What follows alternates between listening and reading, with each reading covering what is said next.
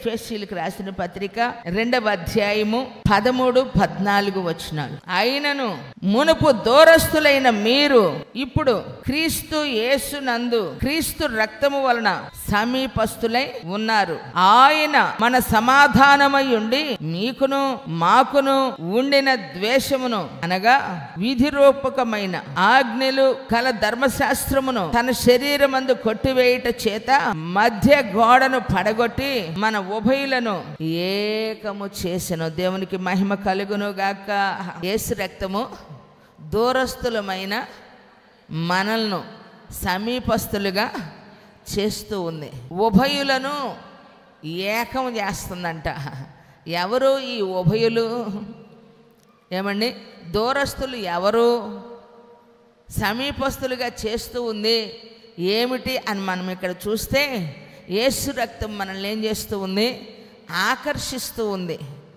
ఎంత ఘోర పాపినైనా, ఎంత ఘోర వ్యభిచారినైనా, ఎంత ఘోరమైన దొంగనైనా, లోభినైనా, ఏమండి, ఎంత ఘోరమైనటువంటి పరిస్థితిలో ఉన్న వ్యక్తిని, అసూయతో ఉన్న, కక్షతో ఉన్న, ద్వేషముతో ఉన్న, వ్యతిరేకతగా ఉన్న, అంగీకరించలేనటువంటి మనసు ఆటంకపరిచేటువంటి పరిస్థితులు, ప్రలోభపరిచే విషయాలు ఎన్నో ఒక మనిషిలో తలెత్తినప్పటికీ యేసు రక్తము ఆకర్షించి ఈరోజు దూరస్తులమైన మనల్ని సమీపస్తులుగా చేస్తూ ఉంది. దేవునికి మహిమ కలుగునుగాక.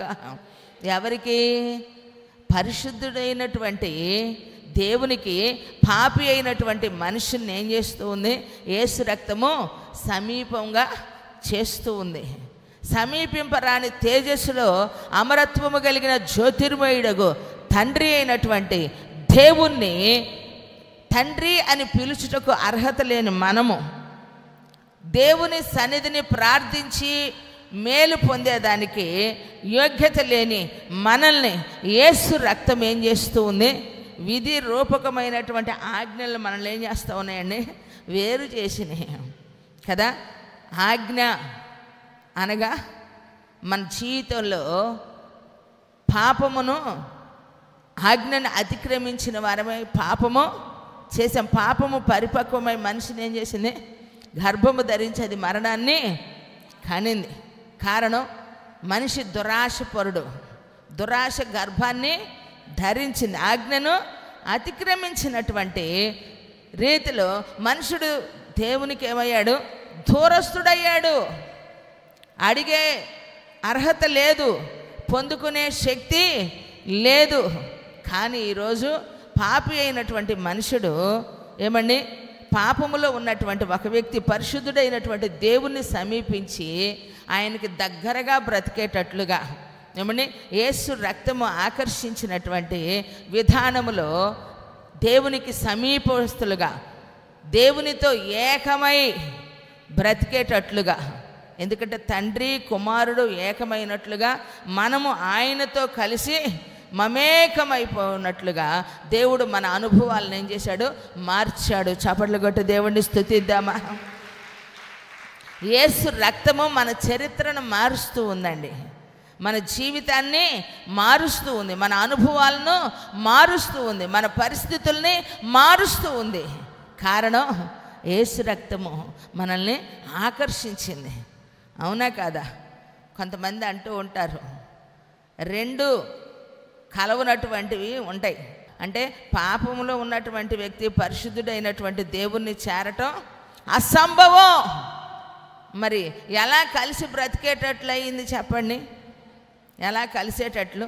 తెల్లగా ఉన్నవన్నీ పాలవుతాయా చెప్పండి? అయిద్దా అండి? కాదు. ఎర్రగా ఉన్నవన్నీ రక్తం అయిద్దా? కాదు. ఎందుకని? కాదు. దేవుని సన్నిధిలో ఈరోజు రెండు కలవు. మజ్జిగలో, పాలల్లో నుంచి వచ్చే మజ్జిగే మరలా ఆ పాలను ఎరగొట్టగలదు, ఆ పాలని తోడేయగలదు. అవునా కాదా? కానీ రెండు కలిసేదానికి అవకాశము లేదు. అలా రెండు కలిసి మనం ఏదన్నా తీసుకున్నా మనకు డైజెషన్ ప్రాబ్లము వచ్చేసిద్ది ప్రియులారా. మరి అలాంటప్పుడు పరిశుద్ధుడైనటువంటి దేవుణ్ణి కలిసేటట్లుగా యేసు రక్తం మనల్ని ఏం చేసింది? ఈరోజు ఆకర్షించింది. దూరస్థులమైన మనల్ని సమీపస్థులుగా చేసింది. ఉభయులను అంటే దేవుని పాపి అయిన మనుషుల్నంట ఏకము చేసిందంట. చప్పట్లు కొట్టి దేవుడిని స్తుతిద్దామా? ఎందుకంటే ప్రతిదానికి ఒకదానికి మరొక ఆకర్షణ ఉండొచ్చు, అవునా కాదా? ఒక ప్రేమించినటువంటి ఒక వ్యక్తిని రక్షించే దానికి, కాపాడేదానికి ఒక వ్యక్తి ప్రాణం పెట్టవచ్చేమో, కానీ పాపి అయినటువంటి మనిషిని కొరకు ఏమండి పరిశుద్ధుడైనటువంటి దేవుని రక్తం ఏం చేసింది?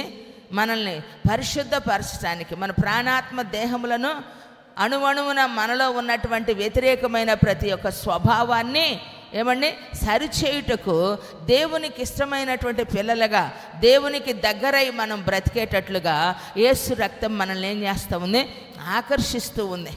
ఒక తమ్ముడు అంటాడు, యేసు ప్రభువారు ఎప్పుడో సిలువలో రక్తం కారిస్తే ఇప్పుడు మరలా యేసు రక్తం శుద్ధీకరించటం ఏమిటి? యేసు రక్తము ఒక మనిషిని ఎలా కడిగిద్ది?